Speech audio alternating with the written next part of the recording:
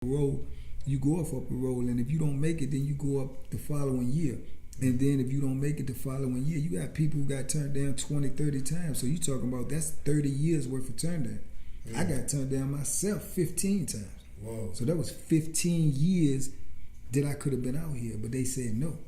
You know, so just by the grace of God, they said yes on the 16th time, but that's not guaranteed. So you get in prison and you get caught up with the life that they living in, the lifestyle that they living in prison, and you think that, oh well, my time will come, I'm gonna get out anyway. Nah, that's not guaranteed, bro. It's not. You know, so yeah, you got to get your mind right, man, when you in there. You gotta get your mind right when you out here. You can't be no follower. You gotta be an independent thinker. You gotta start thinking for yourself, because only you are gonna be the one who pay for whatever actions you do. No matter what anybody else tell you, you are gonna be the ultimate one who pay for anything that you do. You know, and a lot of dudes don't understand that, and they use their ego, man. They driven by ego, which all of us have, but men have strong egos. You know, and I mean, my acronym for ego is, I say that's every guy's opinion of himself. That's just your opinion. That's powerful. You know, yeah, that's what I feel. That you know, your ego is. That's just every guy's opinion of himself. But that may not be the reality to the world. Right. That's what you think of yourself. That's why you ego driven. Right. But you have to humble yourself and realize, man, that you know the world don't revolve around you. You know, and you can get caught up in situations, man, that you just can't get yourself out of. So, like I say, don't do what you think, man. Think about what you do. Right. You know, and that's a big difference. You know. I see, like a lot of people that get locked up, they end up like joining gangs and things like that to survive. Right. Would you recommend joining a gang, or just doing the time by yourself and figuring out your way? Yeah. I mean, no. Listen. To each his own.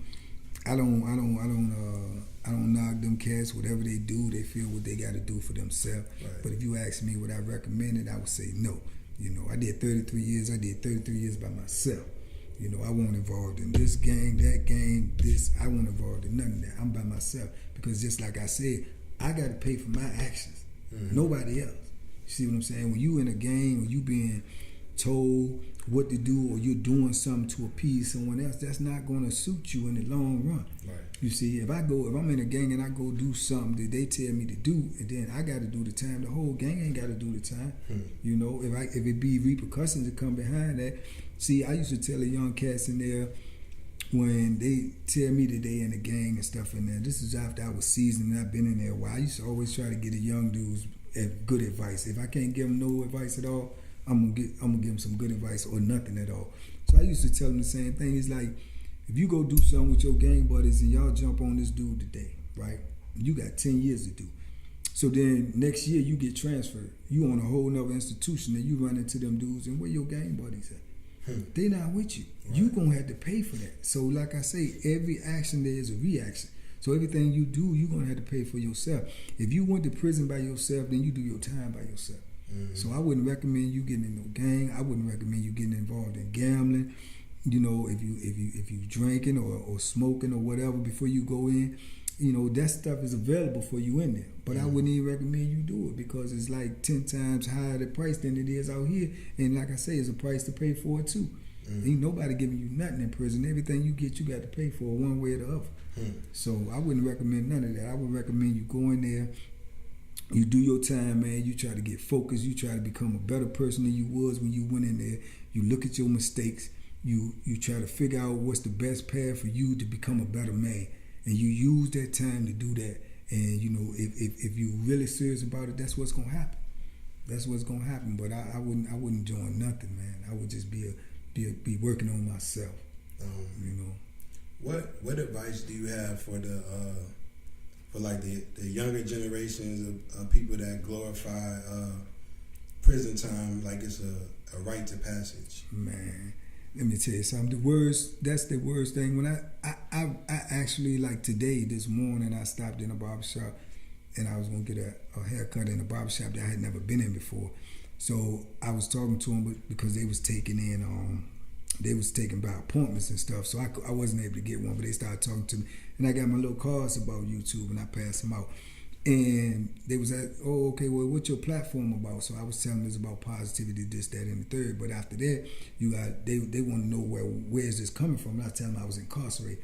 Every time I have to tell someone that, and I had to say I was incarcerated for 33 years, to me, it's like a jab at me. I feel, I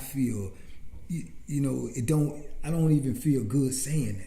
Mm-hmm. You see what I'm saying? So it's no badge of honor that I did 33 years. It's no badge of honor that I survived 33 years. That's a blessing that I survived 33 years, because I know a lot of people don't, and the ones that do, I know they don't survive mentally. Mm-hmm. So it's just a blessing for me to be out here and to be able to have my mental faculties, my physical faculties, but it's definitely not a badge of honor, man. 33 years, do you know if I've been out here now, this month is my 1 year anniversary, and the things that I'm trying to accomplish and get going right now. Can you imagine what I could have did in 33 years? That's life wasted, man. Right. That's life wasted. So whoever's saying it is a badge of honor is foolish. That's foolish thinking, man. That's foolish thinking. Listen, I tell people all the time, time is the most valuable commodity on earth. Mm-hmm. And I used to ask them young dudes that had questions and stuff like, what's the most important thing in this world to you? And 9 times out of 10, a person will say, oh, my mother, my father, my kids, this, that, or the third. It's not. It's time. Because if you take time out of that equation, none of those other things exist. If you run out of time right now, what good are you to your kids? What good are you to your mother, your father? Nothing. So time is the most important commodity on this earth. So when we choose to waste that time, like being in prison, because that's the most obvious place where you just wasting time, because you being removed from everything that you love and everyone you love. Mm. You see what I'm saying? Mm. So you sitting there just wasting time. So how could that possibly be a badge of honor? You giving away something that you don't even know what you have left. Who knows if they're going to live next 30 years or the next 30 seconds? So how could you afford to give that away? If somebody asks you for some money, would you give away your last if you don't even know where you got any coming in? Right. And you talking about your life. You giving away parts of your life which you don't even know what you have left. I could have did 33 years and walked out here and got killed in 33 seconds. Mm.